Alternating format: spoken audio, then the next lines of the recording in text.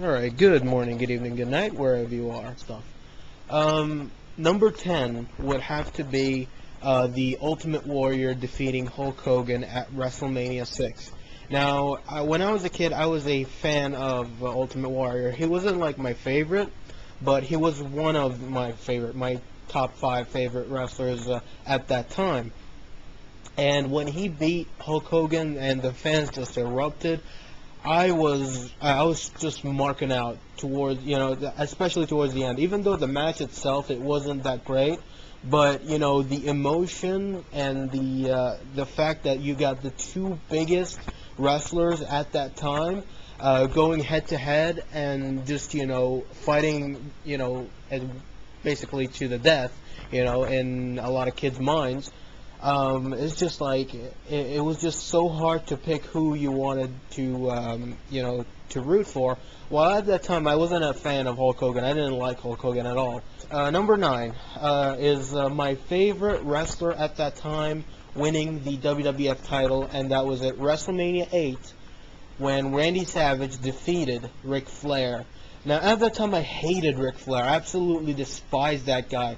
But the only reason why I liked him, there's this one thing that I liked about Ric Flair at that time, and that is he cost Hulk Hogan the WWF title in his match against Undertaker at Survivor Series. And then I just loved Ric Flair.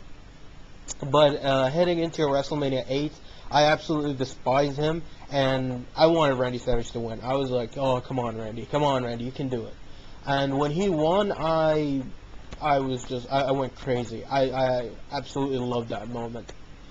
Number 8 is something completely unexpected, because especially when I was about 14 or 15, SummerSlam 2004 was going on, and I didn't know. I absolutely knew what to expect. I was like, this card is absolutely predictable. But Eddie Guerrero losing to Kurt Angle was completely unexpected for me. Undertaker not winning the WWE title, I thought he was going to win, and I was like, finally, Undertaker's going to win the WWE title. He didn't do that, and now Randy Orton won the world title. He defeated Chris Benoit, and I was like, what? Really? He did that? And that was just so unexpected. And when he won it, I didn't know what to expect. I didn't know what to think. And next night on Raw, he came out with a suit and he was wearing the world title. I was like, yeah, the world title is right where it belongs. Number 7 is WrestleMania 20, and I don't think it's a surprise. Chris Benoit winning the world title. Now that moment right there was just so emotional. And around this time, I wasn't like a huge fan of Chris Benoit, but at that time I loved to hate Triple H. I didn't really hate him. I just loved to hate him, because he was so cool and stuff like that. And I loved Shawn Michaels. And when Chris Benoit won it, I wanted Shawn Michaels to win. But when he won it and he started celebrating, I started to understand. I was like, yeah, I started to get it. Number 6 is Undertaker winning the world title at WrestleMania 23. This match was unbelievable. I mean, I thought that Batista was going to win, and I thought also that this match was going to blow. And when Undertaker defeated Batista, I was like, yes, he finally won. Undertaker still got it. He is still the Phenom. And I absolutely loved it. And yeah, that's pretty much it. Number 5 is one of the most shocking things. It definitely is the most shocking thing I've ever seen on Raw. And I've seen a lot of Raw. So, yeah. And that is CM Punk cashing in and winning the world title, defeating Edge. And when CM Punk came out and he cashed in and he defeated Edge, brought back the world title to Raw, I was marking out heavily. It was just completely unexpected. And it took a long while for me to close my mouth, because that was just a jaw-dropping moment. Number 4 is my favorite wrestler right now, winning the world title at Unforgiven 2008. and that is Chris Jericho. He came in the scramble match, and that match was great. Okay, I'll give it that. It was a great match, but I thought that CM Punk was going to, he going to arrive as champion and then leave as a champion. He's going to stay champion for a while, but then he got knocked out for some reason, and Chris Jericho came in, picked up the scraps, and won the world title. I loved that. I absolutely loved that moment because I'm a huge fan of Jericho, and he's just amazing. And when he won the world title, I was like, yes, he deserves it. No one in that locker room deserves a world title run more than that guy. And I'm totally for Jericho winning the title. Number 3 is another unexpected, unbelievable moment. New Year's Revolution 2006. Now, that pay-per-view was decent. It wasn't necessarily bad. It wasn't horrible, but it was decent. Now, I was bummed out that Edge didn't win the Intercontinental title against Ric Flair. And that match was good. I liked that match. But, and then the Elimination Chamber happened, and I was rooting for Shawn Michaels to win the world title, or maybe Kurt Angle, but John Cena retained, and I was like, no. But then Vince McMahon came out and he says this night isn't over, and I was like, what does he mean by that? And Edge came out and he's cashing in his world title shot, and he beat John Cena, and I absolutely marked out. I absolutely loved that moment.